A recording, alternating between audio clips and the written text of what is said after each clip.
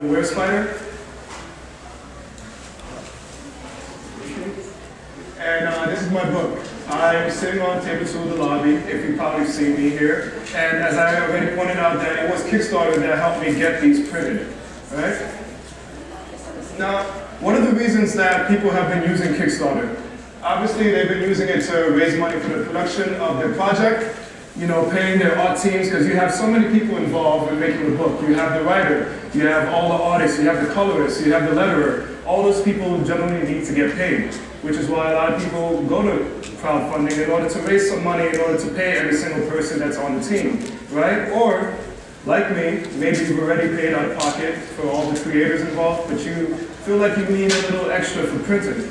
So there's a lot of people that the book is already finished, but they'll do some crowdfunding in order to get some money for printing. And also, one of the most important things is you want eyes for your book, right? You want people to see it, you want people to give you money for it, you want it to be successful.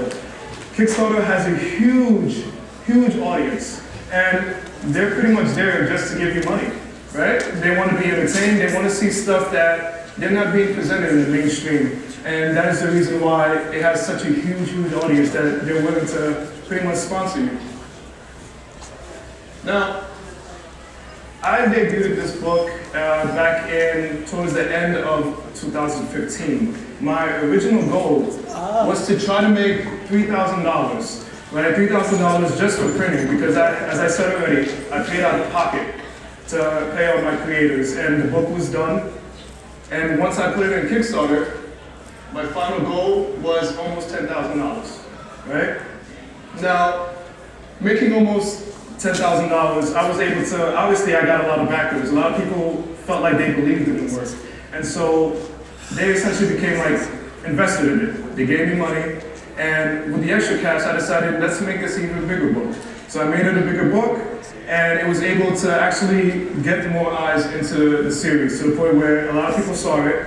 They started reviewing it, they started pushing it and pushing it and pushing it, and it continued to be a success.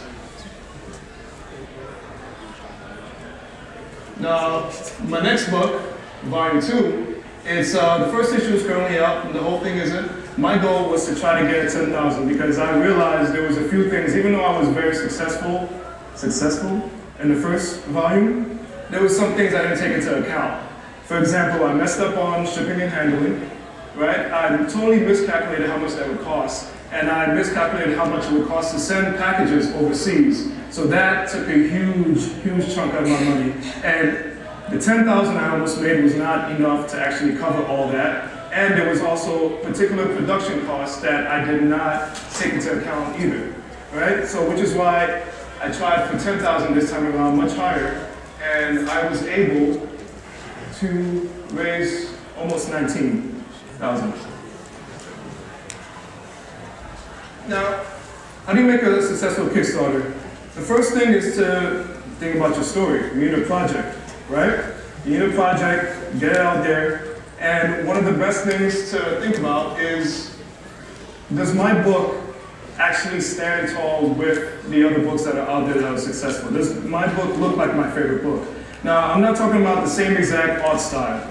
I'm not talking about any of that, because every single person has a different art style. When you go to the lobby, you go to all the different rooms, you see all these beautiful, beautiful artwork. None of them looks the same. I'm talking about the quality. Does the quality of my book look like one of these books that I like to go out and buy? Why? Because we're consumers. We're pretty superficial. Once we see something that looks good, we want it. If it doesn't look good, we're not gonna buy it, right? Unless it's someone that you love, you know, someone that you want to support, you feel obligated, but these people in Kickstarter, they're not obligated to you, right? So even though you're doing this for yourself, you know, for your own creativity, you still want to get people to invest in your work. So that goes right down to, I'm a consumer. What would I buy? What do I enjoy? These people are thinking the same exact thing, right? So the audience are your sponsors, and your Kickstarter is your pitch. Think about the movies, think about the books that you're writing, whatever story you're coming out with. You need a pitch. The Kickstarter is what you're gonna do in order to pretty much pitch it out to your investors. And all your investors, all your sponsors, once again, it's every single person that's going to be putting in money to donate into whatever your Kickstarter, your GoFundMe, or Indiegogo is. Now, getting that ready, take a couple of months before you actually plan to launch to think about the rewards that you want to give. You have, obviously, your comic book or whatever product that you're giving, but there's other stuff out there. For example, you have prints, posters, t-shirts, toys, stuffed animals, pins, original pages, for example. These are things that you can give out as a reward. Now, I'm saying take some time, take a couple of months to think about what you want to give out, right? Because, once again, once people see these things, they're like, oh, he's actually thinking ahead. This is your merchandise in a way. You're starting to think of your thing as a franchise, your product, right? Originally, I just wanted to make a comic book. I didn't think about the fact that I can make a t-shirt out of this. I didn't think about I can make posters out of this or anything like that. But once I started to realize, wait, there are people who would actually be willing to buy prints and to buy posters and to buy t-shirts of this character that they never heard of. And that's also even taking into account that I'm a nobody. Nobody knew who the heck I was, right? So, but then, once again, this comes back to pitching. If you can pitch your work very well, you can get people inspired, get people excited, and see something that they've never been introduced before, and see themselves in the type of work. They're gonna wanna invest. And this also goes into the saying, everyone has heard this saying, right? Us as people of color, we have to work twice as hard to get ahead, right? This is the same thing when it comes to doing these Kickstarters. You have all these people that's always saying that black products are inferior, right? A lot of these people, a lot of black people, they want to see you succeed. So when they see a very good product that they feel they see themselves in, they want to invest, they see merchandise, they think, oh, this is cool. I would like to have this guy be successful too. Now, the common amount that people will spend on a Kickstarter is between $10 to $25. Pretty much every single person, when you look at someone's Kickstarter, you look at someone's, whichever crowdfunding it is, that is the amount that most people are willing to invest in your product. So that means if you have a 20-page comic, just think about that, 20-page comic that you can go to a store and you can buy them up to $5, right? Do you think anyone is willing to spend $20 on no one, right? No one is willing to spend $20 on a 20-page comic. So this is where some of the rewards come in.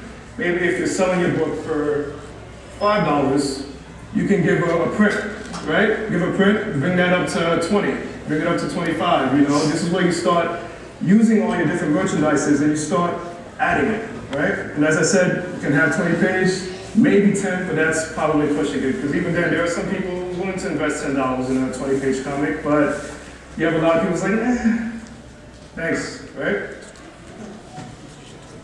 Now, a trade size, you can have that, a 40-pager, $10 or $15, and obviously the more you can boost up the price, so 15 to 25. So if you have a trade, if you have like say 3-4 issues, you could literally just turn that into one solid book, and it actually gets very easy to sell at conventions, because I'm sure most of you guys here, you see the floppies and then you see the collected book. Which one do you guys usually go for?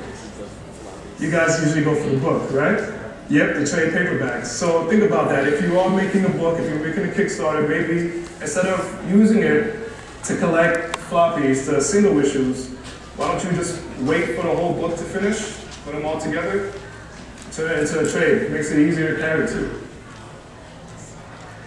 Now, add-ons, you have the prints, you have the t-shirts. You could charge that for $50 with your book. If your book is $25, you can charge $25 for a shirt, right? People would invest in that. Toys, you can get custom toys. This is where social media even comes in handy. When I said do your research on where you can actually pretty much find people who are willing to help you out. So I'm not the one who's making my shirts, I'm not the one who's made my toys, I'm not the one who's made my plush toys. I've used, Instagram, Facebook to find people, other creatives that, they're willing to help, invest, and also by helping giving their time And this is where the Kickstarter, you can also raise money to pay them. So then they get excited because, oh, I get paid for my own labor, right? And that's the thing, every single artist, they need to get paid, right? They're using their time, they're using their energy, they're using their skills to make you successful. So get them on board to help you out here. And then other people will start seeing this work and they're gonna want to invest, and that means that person's gonna want to work with you again for your next, upcoming convention and so on. Also, there are actually people willing, I've seen this. I was always very surprised to see this. There's always people willing to pay $100 to $200 on a book that they don't even know just to have their likeness in the book, right? Props to whoever does that. I feel a little nervous about that, but I've seen many, many people actually donate to that. So maybe that's something that you can think about. The worst thing you can do is do that and no one puts it in. Your Kickstarter still goes on, right? When in doubt, look at successful Kickstarters. So if you don't know what you want to do for a reward, there's thousands of successful Kickstarters out there. Look at which ones are successful and pay attention to what rewards they have. Which ones do you think you can do?